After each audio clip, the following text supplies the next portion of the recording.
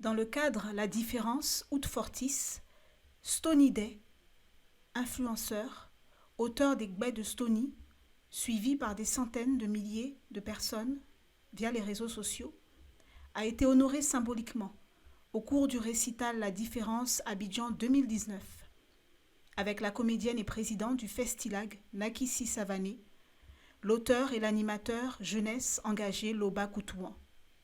C'était à la Bibliothèque nationale de Côte d'Ivoire. Des personnalités passionnément et sincèrement dédiées depuis des années à la culture, à l'intériorité et au mieux-être général en Côte d'Ivoire. Un an après, nous avons posé 2 questions à Stony Day, l'auteur. Comment te viennent les thématiques de tes courts-métrages et sketchs? Je veux dire que les thématiques, les sujets, généralement, sont des faits de société. Et moi, je me base plus sur le travail qu'il nous reste à faire pour rendre notre société modèle, vivable, harmonieuse. Donc, du coup, quand je vois qu'on est en retard, par exemple, au niveau des droits de la femme, je peux me permettre de faire un sketch pour justement appeler les uns et les autres à respecter les droits de la femme. Par exemple, on a aussi, par exemple, les situations d'actualité, par exemple politique, où vous voyez que en fait les tensions sont vives, les gens ne comprennent pas le jeu électoral et puis on peut être amené à faire un sketch pour leur expliquer voilà qu'on est des frères, ce sont qu'un des simples élections, il ne faut pas aller trop loin. Et voilà, et il y a aussi nous notre propre philosophie qu'on souhaite imposer à notre communauté, pas imposer en tant que dictat, mais proposer, convaincre pour qu'on puisse nous suivre. Donc généralement aussi on choisit des thèmes comme ça pour justement faire savoir notre vue du monde tel qu'on l'aurait toujours rêvé en fait.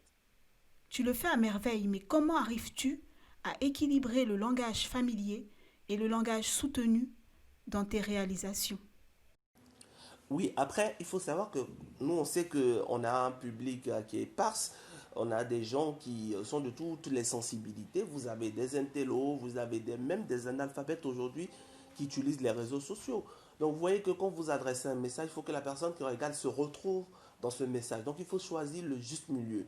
On peut faire une vidéo dans laquelle on agence langage courant, langage soutenu et vice-versa. Ça dépend en fait de comment on souhaite passer le message. Et vraiment, ça me réussit parce qu'en fait, j'ai un public qui est composé à la fois d'intellectuels, de personnes qui n'ont pas fait de longues études, mais qui quand même s'en sortent, et puis des analphabètes, comme on le dit. Donc, je sais que je dois m'adresser à ce public-là. Ils doivent se reconnaître dans ce message-là. Je n'ai pas d'autre choix que de basculer entre ces deux types de langage. Alors Stony, as-tu un message pour les influenceurs qui souhaiteraient commencer quelque part? Déjà, je vais leur dire que on vient pas là pour être star parce qu'on a vu les autres réussir dedans.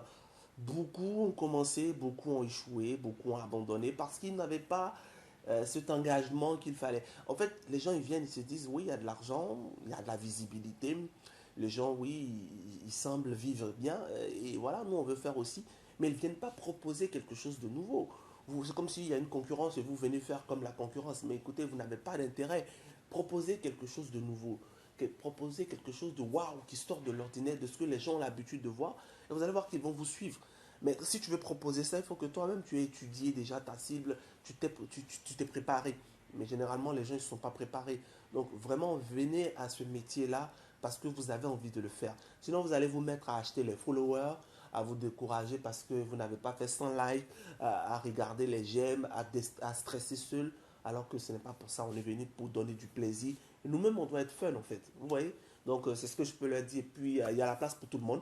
La fracture numérique est en train de reculer en Afrique.